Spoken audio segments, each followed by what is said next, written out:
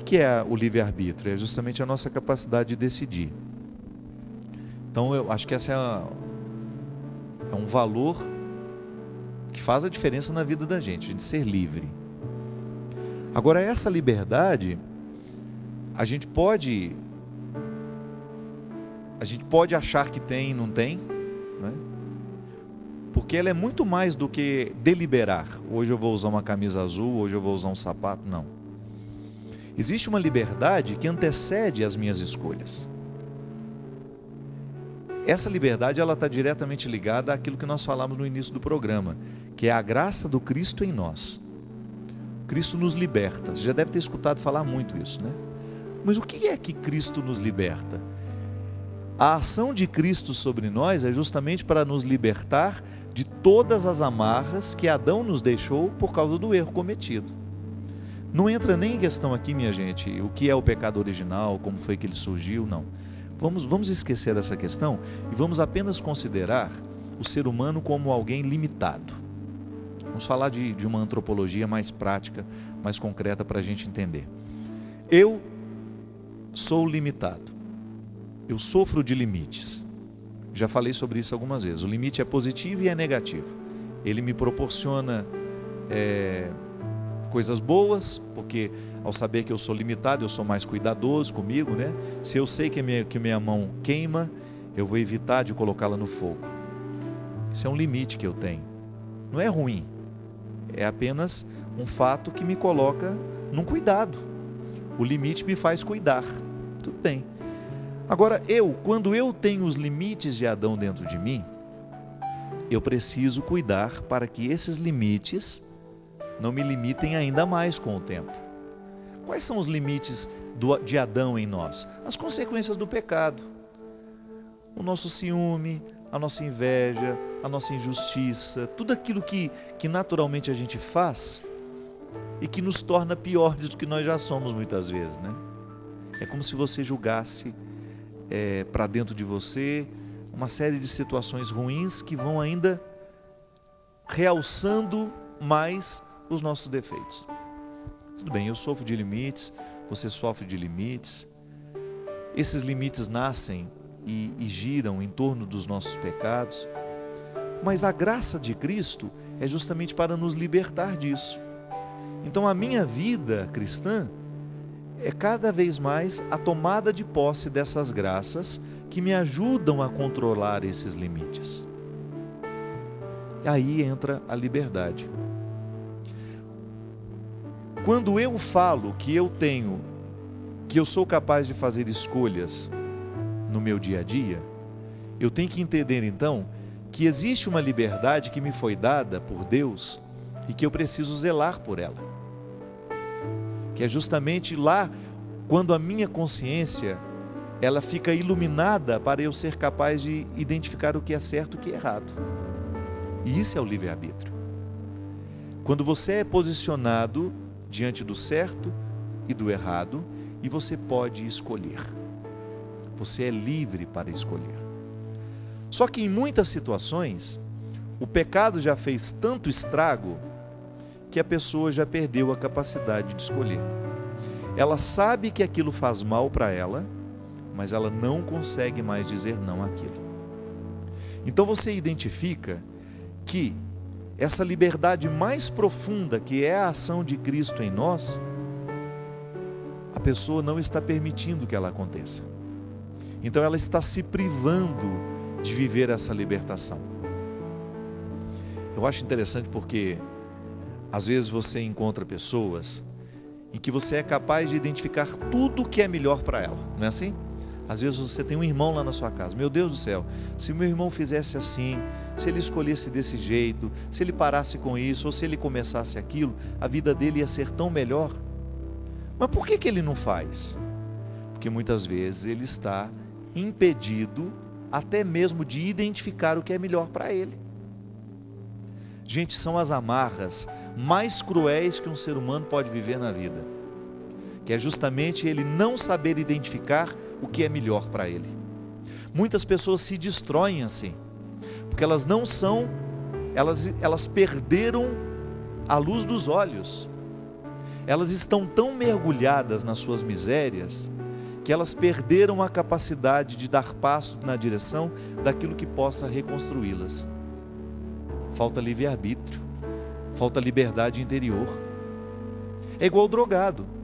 O que o vício faz com a pessoa? O vício mina a capacidade de dizer não a ele. Então a pessoa sabe, um usuário do crack, por exemplo, ele sabe que aquela substância é tóxica, que vai matar milhões de neurônios cada vez que ele fumar. Mas ele não é capaz de dizer não a ela. Por quê?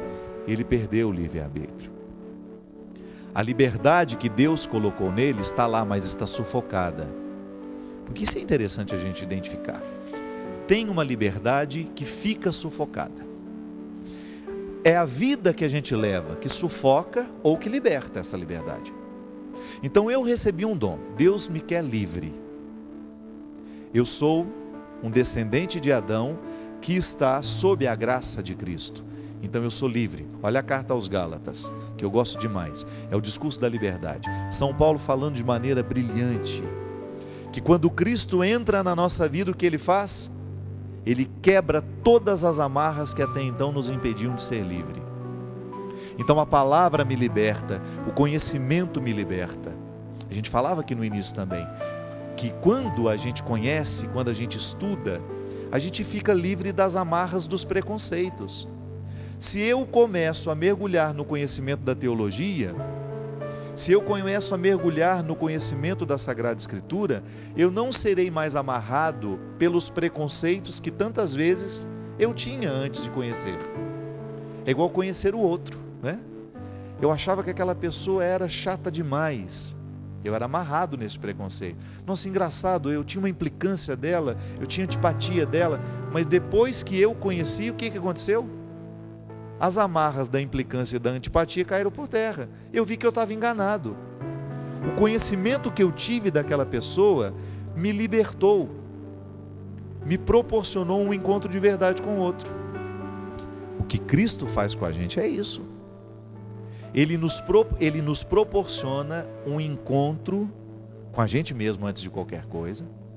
Porque quando eu aceito essa libertação que Jesus faz na minha vida, Ele quebra as estruturas que me amarram.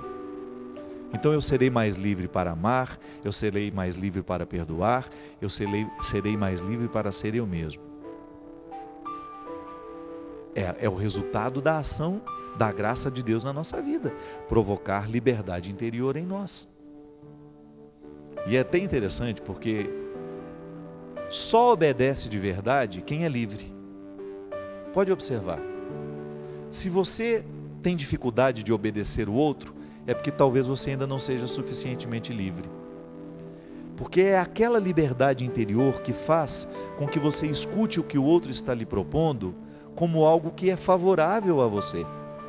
Muita criança não obedece o que o pai está dizendo, ou que está pedindo, é porque ainda não entendeu que aquela regra, que aquele pedido é favorável a ele. O meu pai está me pedindo que eu ande devagar.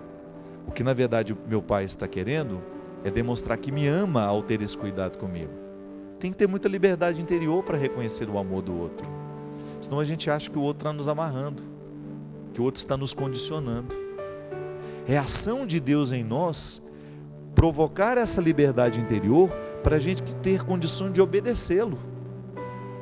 Não é interessante isso?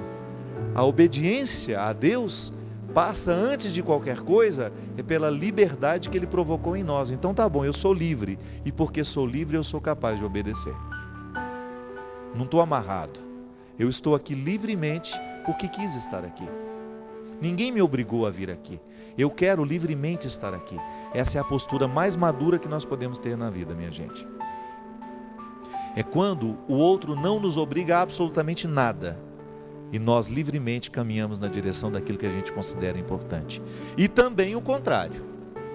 O outro não me obriga e eu caminho na direção contrária de tudo aquilo que eu sei que me amarra. Isso é livre-arbítrio. Eu sou capaz de caminhar na direção do que me constrói e sou capaz de me afastar de tudo aquilo que me destrói. Essa é a capacidade de escolher. e que é fruto de Deus em nós. É o que a gente precisa pedir todo dia, né? Meu Deus, liberte a minha liberdade. Me faça ser cada vez mais livre de mim mesmo. Me faça ser cada vez mais livre dos meus preconceitos, das minhas mesquinharias. Porque se eu ficar livre de mim mesmo, eu terei condições de obedecer melhor a sua palavra. Eu terei condições de obedecer melhor os que me amam. Eu terei condições de ser com o outro com um pouco mais de qualidade. E você tem razão, o livre-arbítrio hoje está em crise. Por quê? Ou porque nós queremos ser livres sem ter conquistado essa liberdade interior. Não pode ser livre nas atitudes aquele que ainda não é livre dentro do próprio coração. É um exercício que antecede. Eu preciso proclamar essa liberdade aqui dentro. E eu só faço quando tenho Deus na minha vida. Quando descubro que Deus me favorece, que Ele não me coloca fardos. E quanto mais eu me aproximo dEle, maior será a minha capacidade de ser eu mesmo. Isso é lindo demais, minha gente. Dá 10 programas aqui, a gente ficar falando sobre isso. Deus nos motiva cada vez mais a viver a arrancar essas amarras. Deus não quer ninguém preso, porque Ele sabe muito bem que a nossa felicidade depende justamente da capacidade de fazer cair por terra todos os dias as nossas amarras. Pode ser que você escutando isso, você identifique um pouco isso na sua vida, no seu coração. São muitas as amarras que nós temos. Pode ser que você esteja com dificuldade de obedecer ao seu próprio coração. Pode ser que você já tenha identificado que você precisa jogar muita coisa fora, muito lixo que você ainda não conseguiu julgar. Por quê? Porque você está amarrado a ele.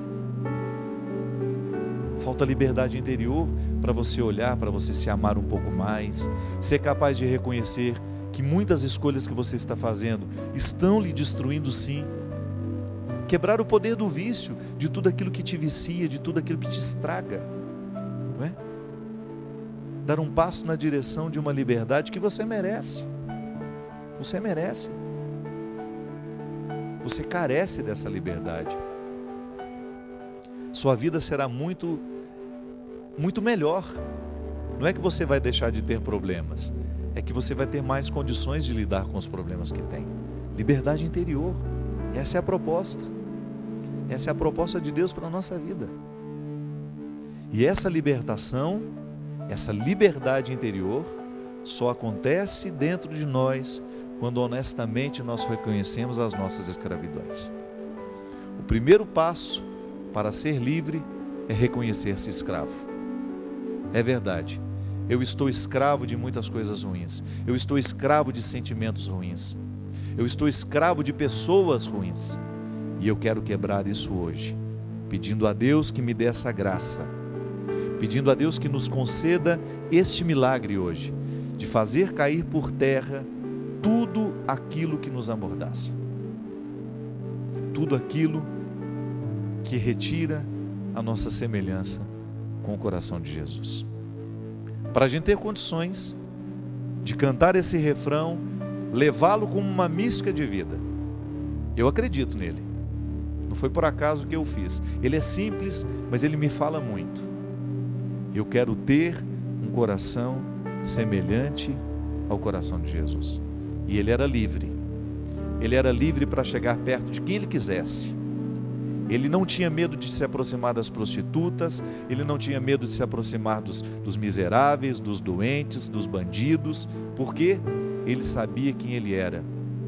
E sabendo quem ele era, ele não se confundia em nenhum momento. E quem não se confunde tem a oportunidade de aproximar-se do outro e levar dignidade àquele que carece. Essa foi a grande revolução de Jesus. Ele não tinha medo de se aproximar de ninguém. Ele não tinha medo de ser visto ao lado de ninguém, porque ele sabia quem ele era. Ele era o Deus da misericórdia. Ele era o Deus do amor. E ele queria levar a todos aqueles que estavam amarrados nos seus preconceitos, nos seus medos, nas suas misérias, uma palavra libertadora. É o que nós queremos também, minha gente. Ter cada vez mais um coração semelhante ao dele. E ao longo dessa semana, ter mais coragem de chegar, de se aproximar daqueles que tantas vezes estão necessitados de uma palavra que possa fazer diferença na vida deles. Obrigado pelo carinho. Obrigado pela oportunidade de estar com vocês mais uma vez. Que desça sobre nós, sobre o nosso coração, sobre a nossa vida, a bênção e a proteção do céu, do Deus Todo-Poderoso, Pai, Filho e Espírito Santo. Amém. Até semana que vem, se Deus quiser. Ó meu Senhor, eu quero ter um coração igual ao teu. Ó meu Senhor, eu quero ter um coração igual ao teu, que não alimente mágoas nem rancores, que não leve o fardo da ingratidão. Dá-me um novo coração.